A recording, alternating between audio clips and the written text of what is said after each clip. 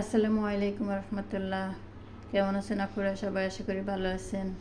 প্রতিদিনের মতো আজকেও নতুন একটা রেসিপি নিয়ে আপনাদের সামনে হাজির হলাম।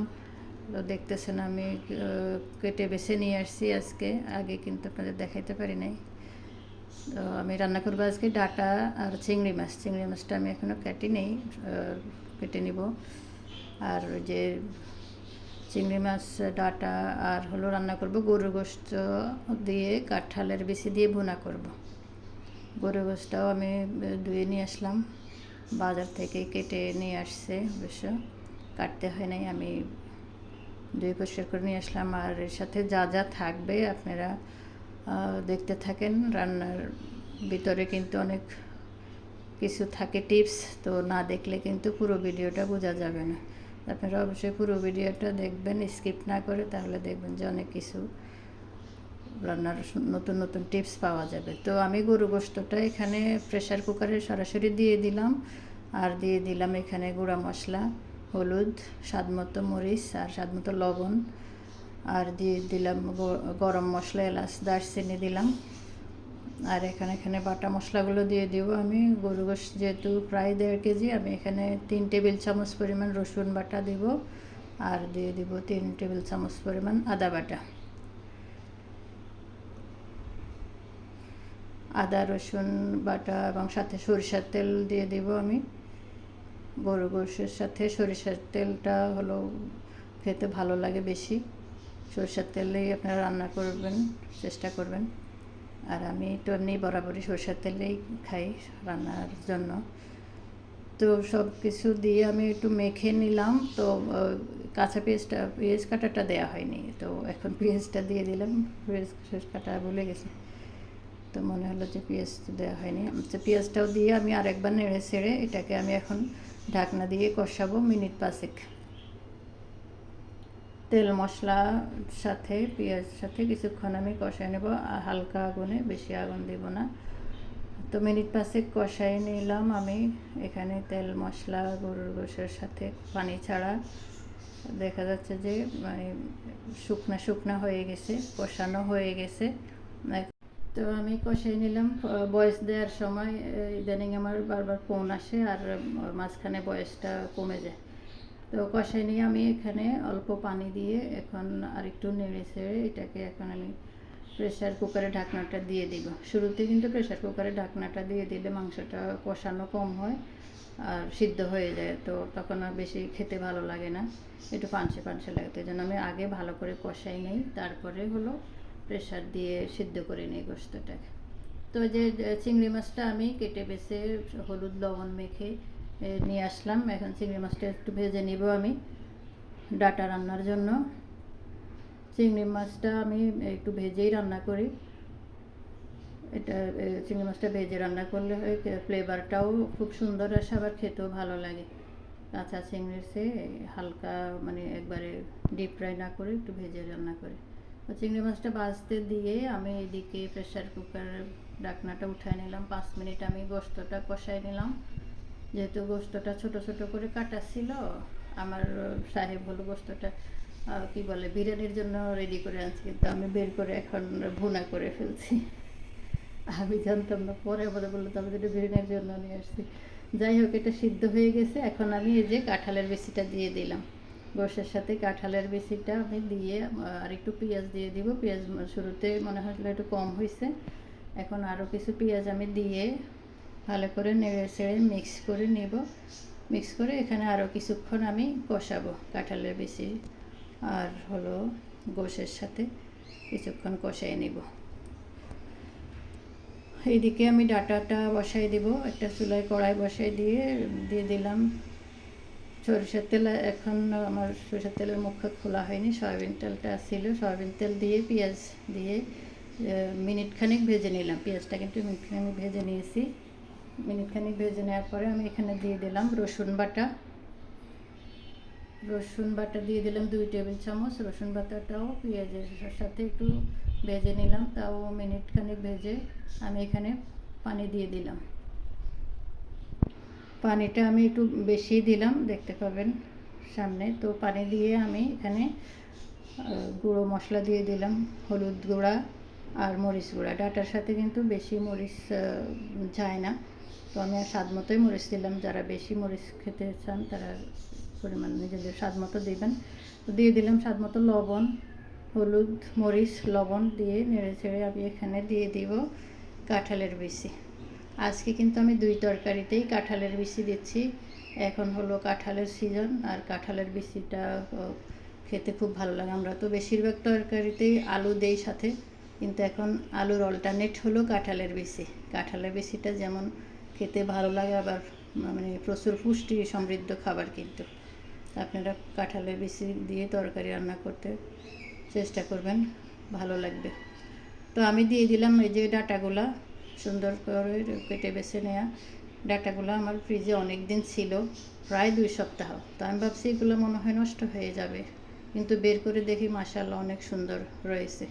তো ডাটাগুলোকে আমি কষাইতে দিয়ে আসলাম, ঢাকনা দিয়ে কষতে থাকুক। এদিকে আমার গরুর গোশতটা দেখতেছি কষানো হয়ে গেছে। কাঁঠালের বিচি, তারপরে গরুর গোশত এখনও আবার মাখো করে আমি কষাই নিলাম।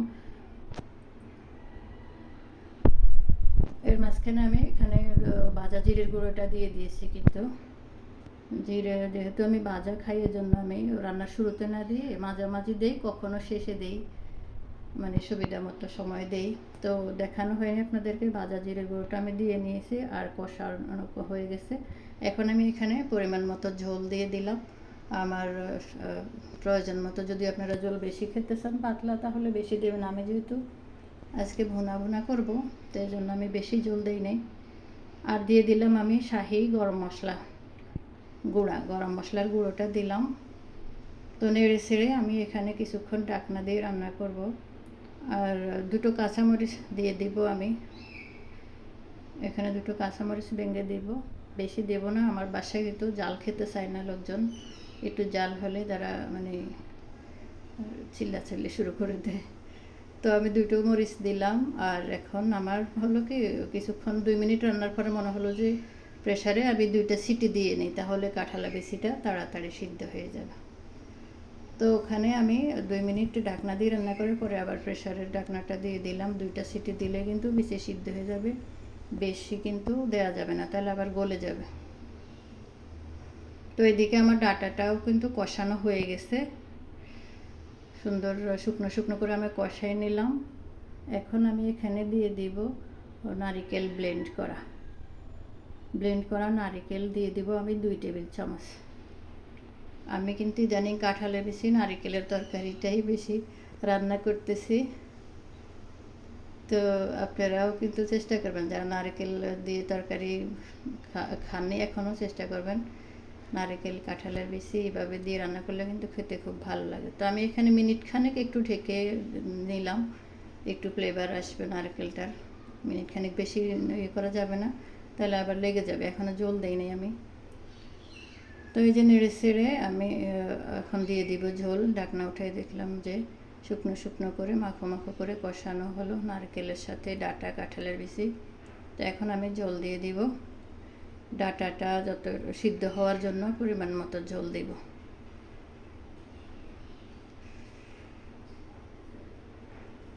পরিমাণ মতো ঝোল দিয়ে আমি এখানে নেড়ে ছেড়ে ঢাকনা দিয়ে এটাকে রান্না করব। এর আগে আমি ভেজে রাখা চিংড়ি মাছগুলো দিয়ে দিব। দেখতে পাচ্ছেন চিংড়ি মাছ ভাজা, কাঁঠালের বিচি, নারকেল, মানে সুন্দর একটা দারুণ কম্বিনেশন। দেখেই মনে হচ্ছে যে খেতে কিন্তু অনেক লোভনীয় হবে। তো আমি ডেকে রান্না করব মিনিট 5 এটাকে। 5 মিনিটের মতো আমি রান্না করে নিলাম ডাটা তরকারিটা। এখন আমি এখানে দিয়ে দেব কুচানো ধনেপাতা। এটা হলো বিলেতি ধনেপাতা, এটা সুন্দর একটা ফ্লেভার আসে খুব। আপনারা বিলেতি ধনেপাতা যারা খাননি একবার খেয়ে দেখবেন, খুব সুন্দর একটা ফ্লেভার আসে। তো ধনেপাতাটা দিয়ে আমি নেড়ে ছেড়ে দিলাম, একটু ট্রাই করে দেখি লবণ, স্বাদ, টেস্ট কেমন হলো, ঝাল। দেখলে মনে হলো আমার যে আর একটু লবণ দিতে হবে তরকারিতে। টেস্টটা মাশাআল্লাহ অনেক সুন্দর আসছে, আপনারা রান্না করে খেলে বুঝতে পারবেন। তো আমি অল্প একটু লবণ দিয়ে দিব। আর হলো লবণটা দিয়ে আমি নেড়ে চেড়ে এখানে আরও মিনিট 2 রান্না করব। আমার ডাটাটাও কিন্তু মাশাআল্লাহ অনেক সুন্দর মতো সিদ্ধ হয়ে গেছে। অনেক দিনের পুরনো ডাটা, আমি তো ভাবছি এটা সিদ্ধ হবে কিনা বা খাওয়া যাবে কিনা, দেখলাম যে মাশাআল্লাহ ওটা খুব সুন্দর সতেজ ছিল, না কাটতেও মানে নষ্ট হয়নি, আবার রানতেও মানে সিদ্ধ বেশি নেয়নি, মানে তাজা সবজির মতোই আমি এটাকে রান্না করতে পারছি মাশাআল্লাহ। তো এই যে আমি মিনিট 2 রান্না করে এখন হলো শেষ করলাম আমার এই যে কাঁঠালের বিচি, ডাটা, চিংড়ি মাছ, নারকেল দিয়ে সুন্দর একটা মজার রেসিপি শেষ করলাম। আপনারা এইভাবে কিন্তু ডাটা তরকারি খেয়ে দেখবেন। আর এদিকে আমার গরুর গোশতটাও রান্না হয়ে গেল, আমি চুলা আগেই বন্ধ করে দিলাম।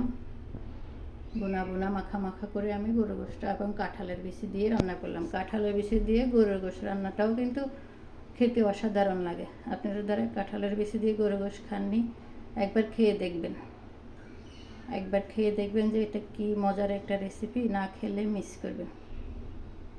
আর এই কাঁঠালের বিচির সিজনে বেশি বেশি কাঁঠালের বিচি খাবেন, পুষ্টি সমৃদ্ধ খাবার এবং খেতেও মজা, খুব টেস্ট। বাচ্চারাও পছন্দ করে কাঁঠালের বিচিটা। সারা বছর তো আমরা আলুই খাই বেশি, এখন কিন্তু আলুর পরিবর্তে আমি কাঁঠালের বিচিটাই বেশি ব্যবহার করি। তো এই যে দেখতে পাচ্ছেন আমি উঠায় নিলাম, পরিবেশন করলাম আমার গরুর গোশত কাঁঠালের বিচির ভুনা। আপনারা এভাবে রান্না করে খাবেন গরুর কাঁঠালের বিচির বিভিন্ন রেসিপি।